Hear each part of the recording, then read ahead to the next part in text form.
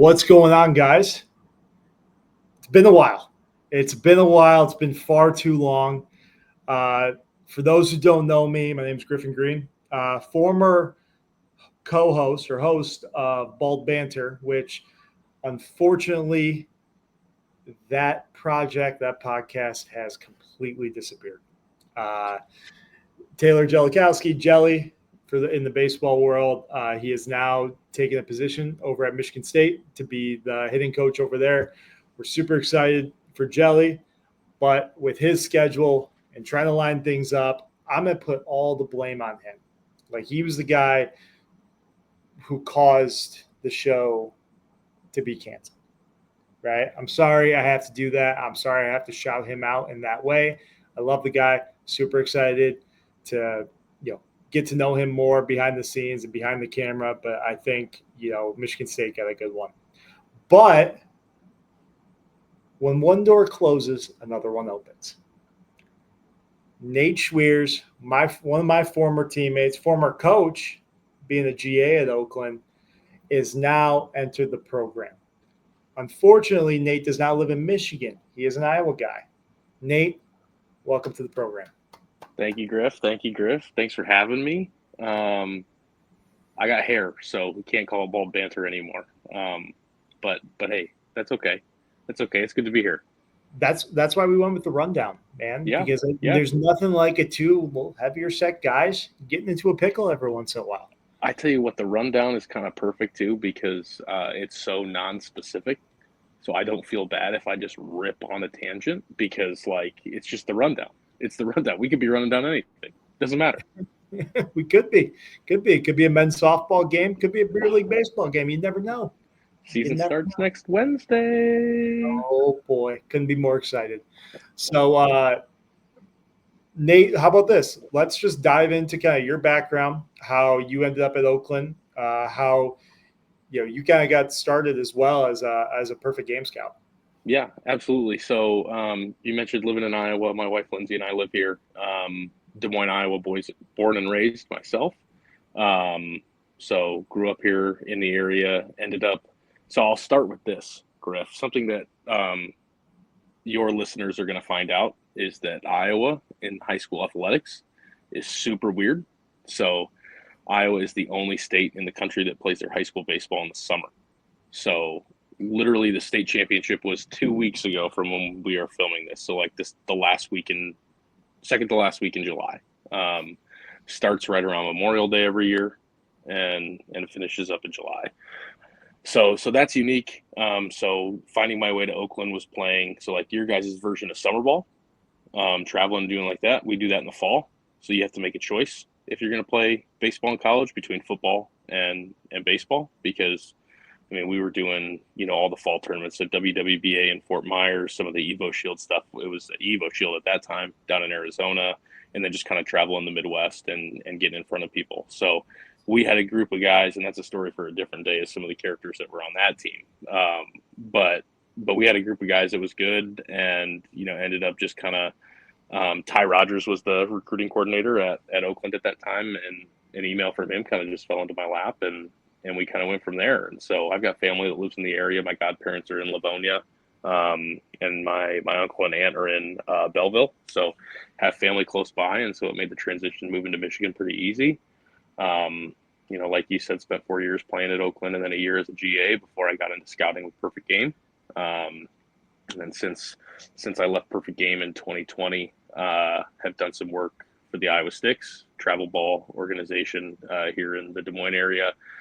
They feed into Specs National, if anybody's heard of that, on the WWBA circuit. And then I've done some work for Rob Allison with PBR Iowa as well. No, that's awesome. And I appreciate you sharing that because I think it adds a unique perspective on things, right? So I really want to focus, first and foremost on the perfect game experience, because this show, we want to tailor it towards, high school athletes and, families across the state and across, everywhere else in the Midwest or, what may have you. And I want to kind of tailor that towards asking you this, like, what's it like? Let's just start with this. What's it like being a scout for Perfect Game? Like, what's your day-to-day? What was your weekly routine? Kind of go through that experience. Yeah, there's like really good days, and then there's like days that are just fine, I guess is the way I would put it. So like everybody's familiar with the showcase circuit. You find some guys there, and when I say find some excuse me, when I say find some guys, you find guys that can play at the next level. You also find some guys that are just kind of coming out to figure out what they need to work on. So there's a good balance of both. Those days, find those are long days for anybody that's been to one. Guys are checking in at about 7 a.m. and sometimes the last showcase game wraps up at 10, 11 o'clock at night. So those are long days doing that. So um, I'll go there. There's reports that come out of that. So everybody that comes to a perfect game showcase gets a report. And so a lot of the day to day, middle of the week kind of stuff for me was doing reports and making good, looking back at the video that gets taken during those and making sure I'm writing something that's thorough about the player because, that was a big belief for us at Perfect Game and, chose to leave because I wanted to do some things, there's travel and things like that Perfect Game wasn't ideal for. And, I've got 2 kids now and a wife at home. So, but I've got nothing bad to say about them over there. It just, our philosophy was that like, whether you're going to go on and be a first round MLB draft pick or whether or not your ceiling is probably playing on the JV team, at the high school level, if you're paying money and you're coming to a showcase to be evaluated, everybody gets a thorough report. Everybody gets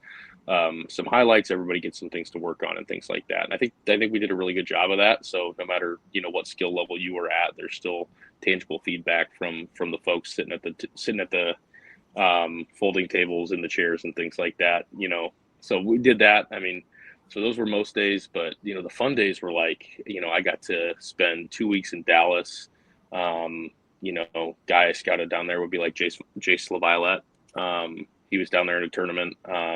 Spent time at the 17U WWBA in summer of 2018 it would have been. And so like, the other side of what I did is wrote articles for Perfect Game. And so that summer, that tournament, I talked with Corbin Carroll. I talked with Dylan Cruz, watched Daniel Espino throw. Bobby Wood Jr. was there. Jack Caglione was there. I did a feature story on, Joe Girardi was coaching his kid Dante, and then Jason Worth was coaching his kid Jackson in the same tournament. They were like playing on 2 separate fields. So I got to talk to both Jason Worth and Joe Girardi afterward. And so that was like the fun stuff. That was the really fun stuff. I'm a journalism major from Oakland, so interviewing people and doing that. Those were really cool days. Go down to Jupiter for the big WWBA stuff and seeing all the golf carts. Those were the really exciting times, the times that you remember just seeing somebody for the first time. Like, I think, we were looking at, there's a tournament going on in Iowa and there's a 13U kid playing up with 14U, like for the Iowa Sticks. At that time I was scouting Perfect Game. And it's fun when you not discover somebody because, travel coaches are good about letting you know who you should watch on their teams and things like that. But like just sitting there watching it bat and I'm like looking at the roster, I'm like, this kid's 13. It's a smooth swing and you're like, man, that's advanced. Like that's advanced for this age. And kid gets an invite, walk up to the, parents afterward and just say, hey, just wanted to let you know your son's really good. We put on a 14U national showcase. He should be there. There's opportunity there for him. Ends up, going to the 14U national, committing to Vanderbilt, being a 14U select festival kid is Sean Gamble, who went, 24th overall, 28th overall, something like that. This draft. So like, that's the really cool stuff is that you didn't find the guy because everybody knows the guy and the guy's going to be found. That's the other thing I found is that guys that are good enough are going to be found. Guys that are good enough to play college baseball are going to play college baseball. They don't need to be seen to do that. People will find them. But like that moment is like, oh, this kid's an unranked kid in our system, doesn't even have a profile yet. And like, finding a guy like that and seeing that pan out the way it does is fun. No, and I appreciate you sharing that because I think it's eye-opening to a lot of families to kind of go through who don't have older siblings or who have never been through it, themselves. It's a crazy experience because the summer ball world and the scouting world, it can eat you alive if you're not in the right spot. And I think the kind of what we're trying to do with this show is kind of highlight, from a scout's perspective, guys who play college baseball, what are the things that, really set guys apart, right? Not just the metrics, but the stuff that are behind the scenes that schools really work for or really look at, as well as once your son steps foot on campus, what are the things that they are, what's the expectation, right? Yeah. And I think it's huge because just looking back on kind of our careers, kind of dive into that a little bit is, it doesn't matter whether you're a high scholarship guy or you're a walk-on or / academic money guy. And I think the guys who work hardest and the guys who truly put in the work and have the work ethic, and we can say that all we want, but that's truly what it's about at the end of the day, is work ethic, what you're doing on and off the field to make sure you're in the best position possible to conquer the next day. And with that, I like to say is you rely on, guys like myself and guys like yourself helping out with the sticks, to say, hey, to give that feedback, to say, hey, this is what so-and-so needs to do to be successful at the next level. Yeah. Because the metrics and all the numbers will take care of itself. He's good enough right now to play college baseball, but here are the things mechanically, personally, emotionally that you have to work on to make sure you're ready, because it is truly a circus. It's a grind. It's a whirlwind. You're balancing school. You're balancing, baseball. You're balancing extracurricular. You're balancing so many things, and it can become overwhelming. And I think that's where you see a lot of kids now who hop in the transfer portal because they didn't have the necessary resources behind the scenes to truly help them out with that transition. And kind of diving into the portal a little bit, it's just been, from the feedback that I've received, it's coaches are using it now to really just use it as like a plug and play type of thing, to where they need the immediate impact, front of the line starter or back end closer or a middle of the order type of bat, to where, hey, we're one or two pieces away to being successful at the next level. Yeah. So I think there's a couple things there. Let's remove the guys that throw 95 and run a 6.2 60 and hit the ball 105 miles an hour exit velo. Like, let's remove those guys, because those guys are not going to have an issue being seen, being recruited, signing, and playing Division I baseball. Let's call it that middle tier of guys. I'm a pitcher, so like the guys that throw 85 to 88 miles an hour, call it. And gosh, that's slow these days, man. Oh man. No, I shouldn't say that. That's plenty fast. I played Division I baseball, and I got to pitch at a time where, like, in the 80s and getting outs was good enough to play Division I baseball, and like in the 80s and getting outs just wouldn't fly today if I were still trying to get recruited, which is a whole topic for another day. It's wild how hard guys are throwing, but I think the separators are, like on the pitching side, like throwing strikes, being able to show one or two secondaries for strikes, position player wise, clean defense, running out of the box, showing baseball IQ on the bases, like acumen to know when to steal, when is it not the right time to try to stretch a double into a triple. Things like that are what set you apart, because those are high IQ things that make it easy for you to coach. And what you find is that travel coaches have no problem telling college coaches about the guys that they enjoy coaching. They want those guys to succeed, and they want those guys to find their next spot. And so those things, throwing strikes, running out of the box, playing clean defense, those things are the things that make your travel coaches happy, your high school coaches happy. They enjoy coaching that type of player. So that when Tracy Smith rolls in and says, who should I be looking at? The coaches of the players automatically gravitate toward those guys that they enjoy coaching, and that they find that they think they'll have maybe the mental makeup to have success at the next level. And then you talked about the transfer portal, Griff. I think it's probably a blessing in disguise that it was a lot less common when you and I were in college. A lot less common. The portal, I don't even think existed yet. You had to sit out a year. Like it was tougher to transfer and make any sort of impact when you transferred. So, like, I think what people forget when they go to college is that guys on the young side turn 18 sometime in their freshman year. Guys on the old side are turning 19. you're playing with grown men. You're playing with grown men. There are 22, 23, sometimes 24-year-olds out there that are on your team, that are on the other team. And to have the I think that's where people kind of go awry a little bit, is folks have the expectation that they are going to, I don't know, maybe you didn't have the expectation that you were going to be the number one starter on your varsity team when you rolled into ninth grade.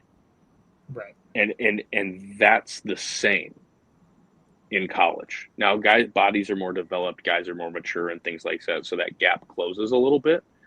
But like, you also have to remember that when you're walking in, and again, I'll talk pitching because I was a pitcher, you're walking into a pitching staff. More than likely, coming out of high school, you're a 2-pitch guy. You might say you're a 3-pitch guy, but you probably have 2 quality pitches. And you're competing for a spot in a rotation with guys that have a quality 4-pitch mix that throw 75% strikes and can locate the fastball to both sides of the plate and up and down. Like, and that comes over time. And so I think people are so quick to move on to the next destination when they don't feel like they got their fair shake at a starting spot or a high leverage reliever or whatever the case might be. And then I think, if I had to guess, there are people that hop into the transfer portal right now after their freshman year, pick a new school for their sophomore year, and are stunned that it's the exact same scenario. No, you're 100% right. I can't tell you. I can riddle off so many different stories and so many different experiences that I've had with players and families that don't take that step back to realize it's more of an internal thing than an external thing. Because let me be clear, Griff. Like, it's an internal thing, but like, it doesn't mean you're doing anything wrong. Right. It's unrealistic to think that an 18-year-old with an undeveloped lower half and like a sunken chest is going to come in and compete with a guy that has a full beard and is spraying it to both gaps. Like, sometimes it's just unrealistic, and that's okay. Like, there are guys that have uber successful college careers that don't make an impact on the everyday until their juniors and senior years. Like, that's just reality. Yeah, and I think that's a conversation where you have to have it with yourself and saying, like, you have to be realistic and say, what am I doing every single day to be successful? Because however many guys that we've seen over the years that come in either as freshmen or transfers or whatever, and they just don't have that mentality to be like, hey, I have to earn this no matter what. I have to bust my ass in the weight room and everything else to earn an opportunity. And then whatever they do with that opportunity, if they do well, that slowly starts to build and build and build. Right. Yeah. And I think young guys talk a big game about, like, I think young guys want to earn it. I think they want to earn spots in a rotation. I think they want to earn spots in the starting lineup. I think probably, especially you come from like a small high school where, if you're a quality, D1 caliber freshman, you're playing right away. Like, you're just surprised. You know what I mean? Like, that's the biggest shock. I mean, you're rolling in and taking your gen ed classes in college, and you got a guy that shows up for practice, has an internship at GM, and takes grad classes at night, and he's engaged in a full beard. Like, it's just two different worlds. It's just two different worlds that mesh into one college baseball team. No, you're 100% right. And I think the guys who can kind of weather that storm, especially as freshmen, as underclassmen, are the guys who have the most success going forward. Yeah, and I no think doubt. Because I'll share my path is when I walked in, when I stepped foot on campus at NKU, I was a big money scholarship guy. I thought I was all that in a bag of chips. And then I walk onto the field and I see TJ Lass and Trey Gans and a bunch of older guys to say, hey, listen, like, you're not that good, pal. Let's sit down. Let's work your absolute tail off in the weight room and see how you develop. Yeah. Right. Because it's intimidating, because in the catching position, you're going to walk in, there's 4 other guys who are competing for one spot. And I think that can be overwhelming. And that's why, I put such an emphasis, with these families, with these players, to really get that honest feedback from college coaches, from your college coaches and your off-season guys. to be like, okay, what am I doing something wrong, or is it just something where I have to wait my turn? Yeah. And I think that's both, not just taking the side of the college coaches, but because there's a lot of guys, in the game who don't communicate that that the best, right? Which that's a different, like I said, it's a different conversation. Different conversation for a different day. Yeah. But I think when you are part of those programs guys who can clearly communicate, that kind of leads to less players in the transfer portal. And at the end of the day, winning baseball games. Because if you have coaches who, kind of set the standard, be like, this is the standard. And if you're not living up to that standard, then there's no other feedback you need, right? Be like, okay, how do I internally as a player sit there and go, if I'm not producing, or if I'm as a hitter, like if I'm not, butting guys over, or I'm not moving the ball with runners on base, I'm not playing winning baseball. It doesn't matter what your metrics are. You could be 6'4", 250 as a freshman. It doesn't matter. If you're not playing winning baseball, you're not contributing, you're not playing. Yeah. Yeah. And I think, what was I thinking about? We were talking about summer ball. Just maybe this is a side note then. Like, I would endorse college summer ball to its fullest extent. Absolutely. Especially for guys that are coming in and maybe had a bullpen role, or maybe, were more of a utility guy, kind of a platoon guy in their first year playing college baseball. Because I think what guys miss, there's two schools of thought, I guess is what I would say. There's a lot of guys that'll say, I need to get back. I need to go and hit the cage every single day. I need to be in the weight room every single day. And those things are fine and great. But I think people also forget that if you got 25, 30 at-bats for a year, or if you redshirted, your first year in college, it's been 365 days since you played competitive baseball. And I think guys come back, they get their swings in the cage, they set up a hack attack and things like that. But like, going and playing college summer ball after your first year, one, it's a blast. It's the best time of your life. It's the best time of your life. Yeah, like it's a blast. But like, second, like, it's a chance to play competitive baseball and keep that competitive juice flowing in a low stress environment, I guess is the way. You'll make it high stress because like you compete for, playoffs, and it's as close as you'll feel to like minor league baseball until like hopefully you're lucky enough to play minor league baseball. But like, gosh, like, if you're looking to develop, like, let's say I don't have any confidence, I'm a left-handed hitter, I'm quick out of the box, and I just don't have confidence to be able to lay a drag bunt down the third baseline, but I got speed, and I know that if I do that, that's an asset I can bring in the fall and eventually next spring. God, what better time to try that in a game scenario? Because like, you practicing bunting off a hack attack in a cage is no good.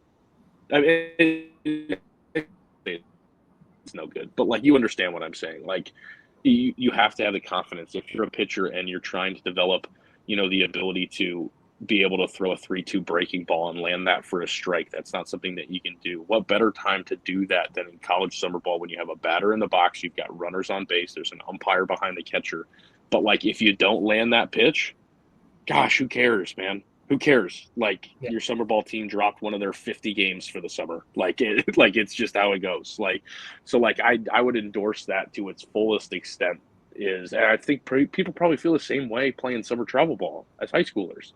Like, that's as good of a time as any to work on that. Like, work on the stuff like that you want to bring back to your high school team the next season. No, you're 100% right. It allows you to experiment.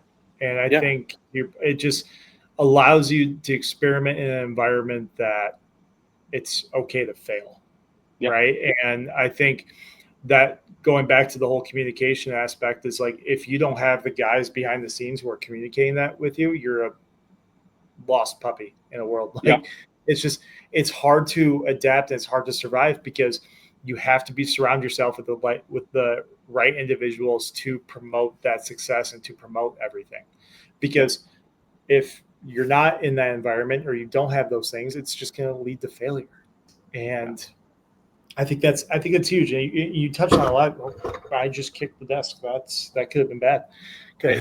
Hey, we'll move on. You're resilient. we adapt. That's what we do. But no, just kind of sharing my experience is just when I played, I was in the Show Me Collegiate League, which was like the Missouri State League my freshman year. I got, I Yeah. think, 20 or something at bats, started in, 10 games, whatever it was. And, but going to play summer ball in a league that I was able to play every single day, I was able to work on different back picks or different transitions, or different transfers, behind the plate, just to say, hey, I can bring this to my sophomore year. Yeah. Right. To say, hey, this is what I can do.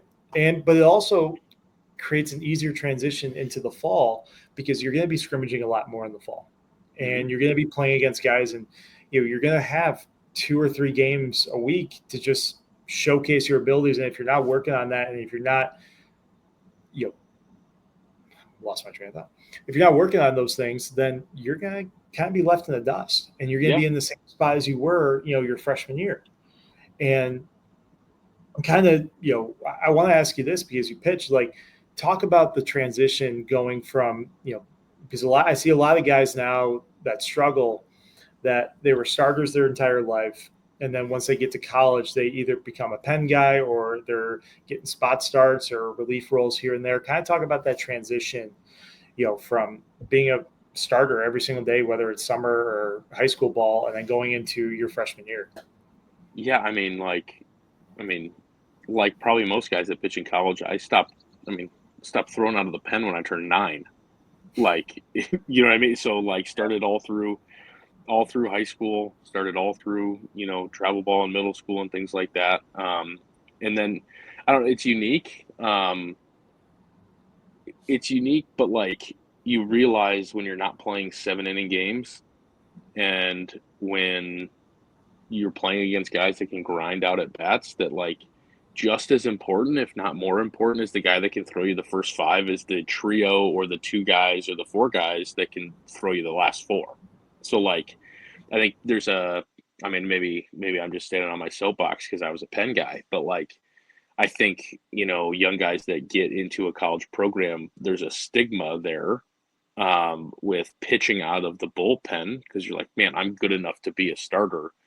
And like, that's great, but you got to own your role, I guess is what I would say, because more than likely you're going to show up on campus and, there's some unique, like I remember Michigan State when we were in college, that was always kind of what they did was that there was always one freshman that started a midweek game. And it was usually the guy, it seemed like, that ended up in the weekend rotation the next year would start the Tuesday game every midweek, to kind of learn a routine, do it in lower leverage kind of stuff, not in conference play and things like that. And then they transition to a weekend starter role the next year. But like, man, the best teams we played in college were good because 7, 8, 9, they had lights out guys that came in from the pen. And like, yeah, you just have to be able to own that. And you have to like be okay accepting that like this is the role I can provide that makes an impact on this team. And gosh, maybe your first year, maybe it's just an innings eater, man.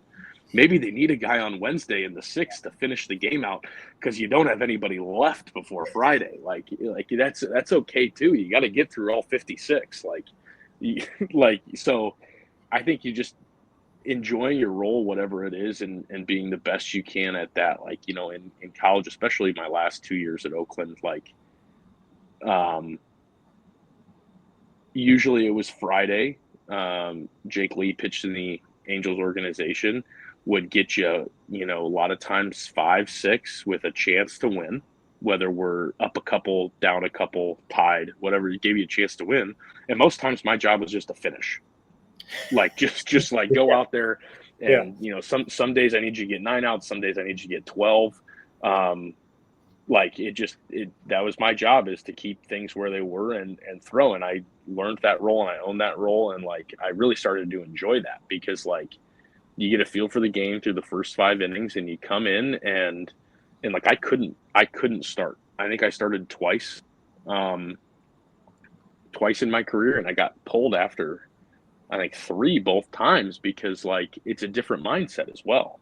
Like when you're coming out of the pen, a lot of times you're coming in with a guy on third less than 2 outs. I'm nibbling. I'm trying to get a swing and miss. And you try to turn that into being a starter. Before you know it, you've gone 3 innings and you've thrown 65 pitches. And you maybe you haven't given up any runs, but everybody's getting to a 3-2 count. Everybody's fouling stuff off because you are just nibbling like crazy trying to keep the ball out of play. You know what I mean? So like that's kind of everybody's got a different role, man, and I think things tend to normalize as well in college, that you kind of find you end up where you're good. Like you end up where you're good and comfortable. Yeah, I think that's a huge thing, and kind of going back to the summer ball thing, and I'm gonna turn on the light.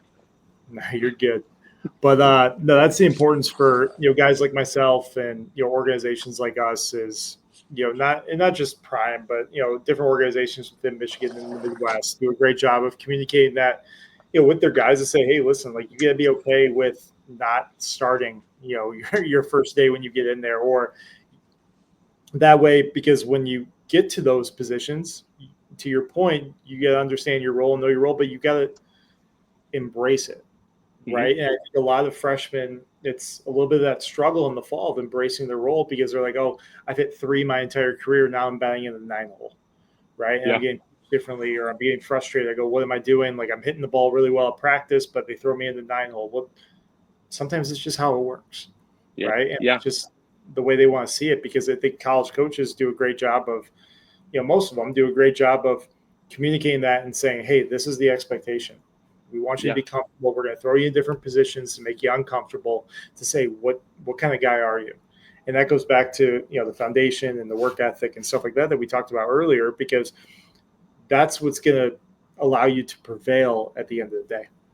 Yeah. And I would say, I'm glad you brought it back to high school and things like that, and travel ball. I think people get really bent out of shape is what I found. Hey, Johnny's a third baseman. Why is he playing left field today? Little industry secret, kind of a perfect game secret, college coaching secret. We care far more about what Johnny can do with the bat. And when he's on defense, I'm only looking at him if the ball's hit his way. So like, I think, people get billed, he's not going to get recruited if he's not playing shortstop. And that's just not true. If he DHs and goes 4 for 4 with 3 loud doubles to the gap, like that gets a write-up. Like, I don't care that he DH'd. I don't care that he wasn't playing defense somewhere. Like, that stuff comes. Like, eventually you got to prove that you've got a glove and things like that. But in terms of getting noticed and finding, a fit that's right for you, catcher might be a little bit different, I would say. I think, college coaches and scouts alike, pay attention to receiving and things like that, and on down to second. I think catching, shortstop, and center field are the 3 positions that truly care about defense. Yeah, but the rest of it is reps, and you can teach that. But like sometimes bat to ball skills, raw power, like that's stuff that you can't teach. So that'd be my word of encouragement, especially like one, if Griff wants Johnny to play left field today rather than third, now Johnny has experience playing both third and left field. And so, let's say Adrian shows up and he's playing left field that day. You don't know. Maybe they already filled all their infield spots in that recruiting class. Maybe they don't need any more infielders, but Johnny's playing left field today. So maybe he gets another look. So like that'd be my word of advice to any parents, any kids listening. It's just like be pretty adaptable in that regard.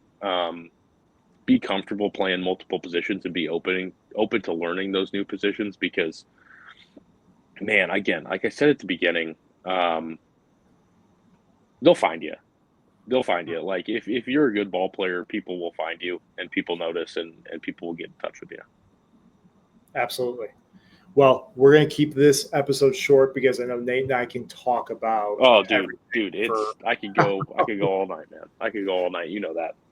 Absolutely. But I think at the end of the day, we're going to wrap it up there. But the one thing we will say, if you enjoy hearing us talk, give stories about our college days, talk about, what it takes to actually play college baseball and what scouts are looking for, what perfect game PBR scouts are looking for, like, comment, subscribe.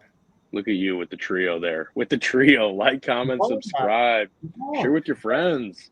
Hey, be a friend, tell a friend. Yeah, right? Why not, man? But no, we appreciate you guys tuning in. We appreciate you guys stopping by. We're excited about more content, and like it says down there on the ticker, on ticker, whatever it's called. We're gonna bring. You had it right the first time. Yeah, I appreciate that. We're gonna bring this thing. We're gonna bring this thing to you bi-weekly, and we hope to have Nate on as a co-host because I think it provides a lot more clarity, especially from the pitching side of things, for a lot of young athletes out there. We'll see. We're trying. I gotta swing that. I gotta swing that with the wife and kiddos. And frankly, Wednesday night, this time next week on Wednesday, I'm gonna be swinging that softball bat, scooping it first. So no, I mean, I think that sounds great. I mean, this was great. I always love. I mean, it sounds silly, but like, spent a ton of time in Michigan, and so anything that we can do as a family to stay connected and things like that, we really enjoy. So like, this is really fun. I'll be excited once spring ball rolls around next year, talking about some of the high school teams that are doing well, who to look out for, and yeah, no, I'm excited. It'll be good. Yeah, we appreciate you guys stopping by. Just remember, like, comment, subscribe.